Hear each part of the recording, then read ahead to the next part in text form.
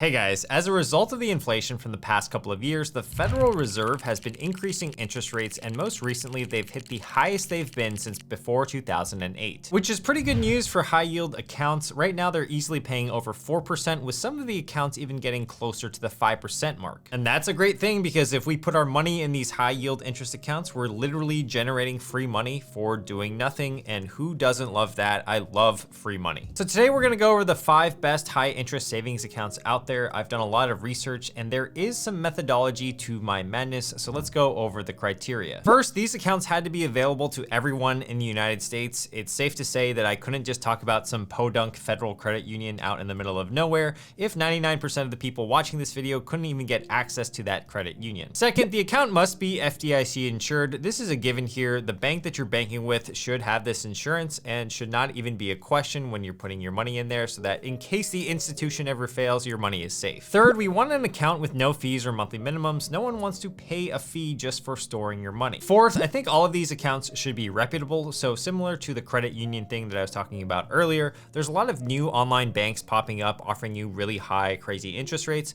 but it doesn't really mean anything if they haven't been around for a while. With a lot of the accounts that we're gonna go over today, I've personally used a lot of them in the past as well as the present, and for the services that I haven't used before, I've actually talked to people who have used those services and can vouch for them. This video is not sponsored and no bank is paying me to make this video. These are just my genuine thoughts about using some of these services, as well as just studying the entire landscape entirely. Okay, so today's list is ordered from the lowest APY possible to the highest APY, and the first on our list is the American Express savings account. They're currently offering a 4.15% APY on their high yield savings account. There are no monthly minimums or no monthly fees, and they have FDIC insurance up to $250,000. Now, most people think of American Express as the credit card company, but since 2008, they've actually been dipping their toes in the banking world, and they offer very competitive rates for their high yield savings accounts. They don't usually offer the highest APY in the market, but Amex does a pretty good job. Whenever the Federal Reserve adjusts their interest rates, they also adjust their interest rates as well pretty quickly. That should save you some hassle of moving your money from one account to another in case interest rates ever change, which you know they are changing quite often, so this should save you some time. Now, keep in mind that the Amex high yield savings account doesn't actually come with an ATM or a debit card or anything like that. You are literally just transferring your money into a high yield interest account and letting it sit there. That's the story of a lot of the accounts that we are talking about today. Many of them don't offer a debit or an ATM card because they'd rather just have you open a checking account within that same company. Amex does actually have a rewards checking account, but that is an entirely different product. So if you want that separately from the high yield savings account, you actually have to go apply for that as well. Now, if you ever do want to access your money from the high yield account that you have with Amex or any other account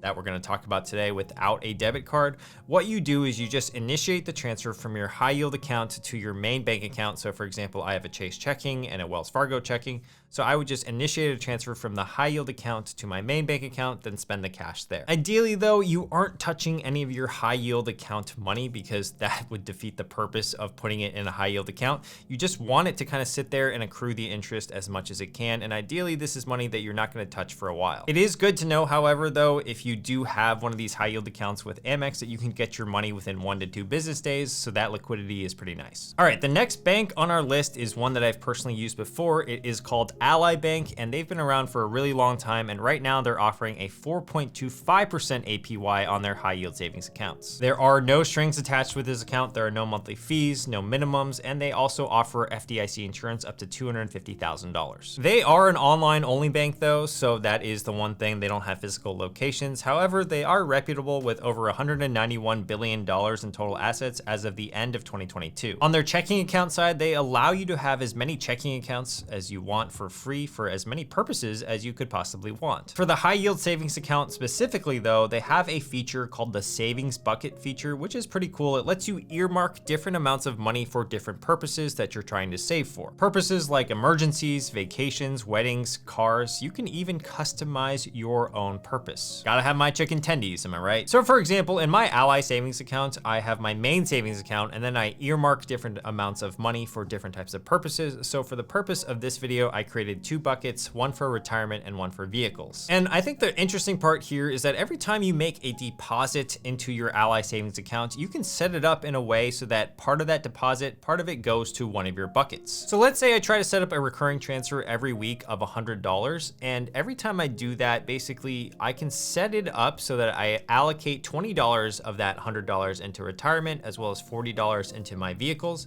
And you can see that it automatically distributes this money from my core savings into my buckets every recurring transfer, which is pretty nice. Now, it's interesting to note here that it's not actually creating a new savings account for you. It's what it's doing. It's dividing up your money visually so that you can mentally process it a lot better. So it's basically all user interface. However, I do find it really helpful because mentally now I see my money in different buckets. I think that's a pretty cool feature that lets you gamify your savings so that you can save a little bit more, which I think is always helpful. In terms of the high yield account though, it's no frills, it's 4.25% APY. The only gripe that I have with Ally sometimes is that when the Federal Reserve increases their interest rates, sometimes they are a little bit slow to adjust their own rates for their savings accounts. All right, the next account that we're gonna talk about today is Marcus by Goldman Sachs. They actually are paying about 4.30% APY.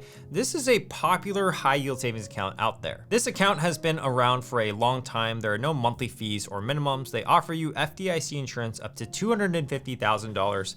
And a fun fact is that Marcus is actually owned, or it's a division of Goldman Sachs. So when you use Marcus, you're literally banking with Goldman Sachs. They also have a mobile app that is reportedly quite easy to use, but they don't offer any ATM or debit cards. Now, this is the account that I'm probably the least familiar with on this entire list. However, I did call a friend who exclusively uses Marcus by Goldman Sachs, and he had nothing but nice things to say about it, and that the app was also easy to use. One nice feature that I think they offer is that when you transfer money into your Marcus by Goldman Sachs account up to $100,000, they actually let you start accruing interest right away. That's a nice perk because some of the other banks on this list, you have to wait 1 to 3 business days and wait for the transfer to finally go through before you start accruing interest, versus Goldman Sachs, they let you start accruing that interest almost immediately. In the grand scheme of things, I don't think it's gonna matter too much, you know, if you're off by 1 or 2 business days, but still, it's a nice thing to have. An honorable mention here is that Goldman Sachs is actually the same backing provider for the Apple Card savings account, which offers a 4.15% APY right now. So if you do have an Apple credit card, that's a really easy high yield savings account that you could access. You just go through the app and you're able to open up your own Apple savings card account. Lastly, Goldman Sachs has been known to raise their rates rather quickly whenever the Federal Reserve announces that they're going to raise interest rates. So if you're looking to optimize those high yield interest rates on your savings accounts, this might be a pretty good option. All right, next on our list is SoFi with a 4.50% APY on their high yield account with no account fees or minimums, as well as FDIC insurance, which I'll talk about shortly. They're a rather interesting case right now because they're currently offering some sort of promotion where you get a bonus of either $50 or $250 whenever you link your direct deposit. Now, if we actually read the fine print though, we can see that we're eligible for a $50 or $250 cash bonus if we set up direct deposit and if we have qualifying direct deposits within a 25-day evaluation period.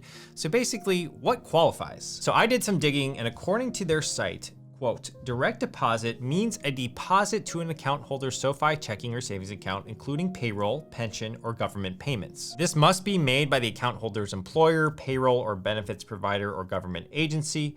And deposits that are not from those types of organizations do not count. So if you get a deposit from PayPal, Venmo, a private wire transfer or something like that, that doesn't qualify as a qualifying direct deposit. What SoFi really wants you to do here is to use them as your main bank account. And the way they are trying to do this is to incentivize you with these bonuses, and so that you set up direct deposit with your employer so that your employee paycheck goes straight into SoFi. Not only do you get that bonus, you also get 4.50% APY, which is one of the highest on the market right now. So I'm gonna bring up this table right here on the screen. Hopefully my editor does that somewhere here. But your direct deposit needs to be more than $5,000 in a 25-day period if you want the $250 cash bonus. So for most people, that actually might not work out because within a 25-day period, you're really only getting one paycheck. It's rare that you would get 2 paychecks in a 25-day period. That means just one of your paychecks needs to be over $5,000 in order to get the full $250 bonus. So unless you are just swimming in cash with your salary, you're probably likely going to get the $50 bonus instead. But hey, 50 bucks is 50 bucks, and it's actually not such a bad deal if you do plan on setting up direct deposit and you don't really mind doing that. Apparently it's really easy. Now, huge note here though is that if you do not set up direct deposit, then your high yield interest is actually 1.20% APY per year. That's still 3 times the national average savings rate, but it's nowhere close to the 4.5% that we want. Now, earlier I did say that they have FDIC insurance, They actually offer it up to $2 million of FDIC insurance. And what they do is actually they sweep some of your cash into a network of participating banks. That way they're able to offer you multiple numbers of FDIC insurance, all kind of umbrellaed under one SoFi account. So you have up to $2 million of FDIC insurance. SoFi is one of those all-in-one type of banks. They literally have products for almost everything. So if you are looking for that and you want the 4.5% APY with the direct deposit, then you can do that. Next on our list though is Wealthfront at 4.80% APY. That's very close to 5%. I've been personally using Wealthfront for a portion of my high yield savings account since 2019, as well as I've been using their regular brokerage service since 2016, and I've had no problems with them whatsoever. Wealthfront started off as a robo-advisory service. They technically still are one, but in 2019, they created a cash account for your savings, and they have competitive rates, as well as offer up to $5 million in FDIC insurance. Again, just like in SoFi's case, they are partnering with multiple different banks to offer you this FDIC insurance. I'm gonna leave a full list on the screen right now of all the banks they kind of bank with here.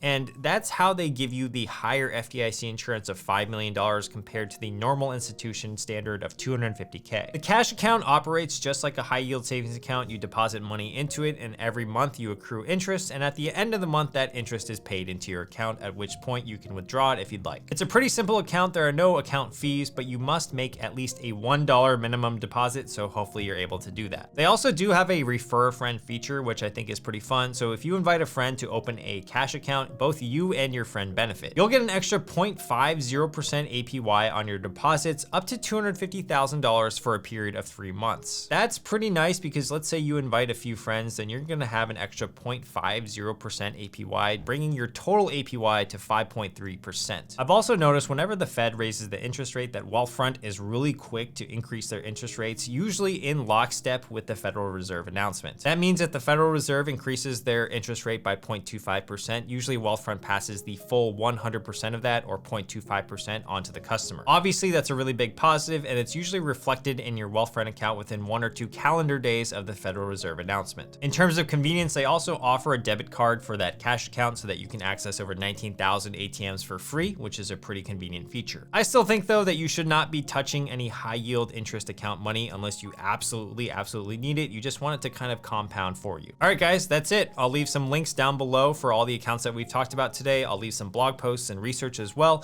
And if you have an account that you think that should have made this list, let me know in the comments. I personally read and respond to every comment at least within the first 30 minutes that the video is released, and I always try to keep up with the comments as much as I can. So thank you guys for being here. I'll see you guys in the next video. Peace.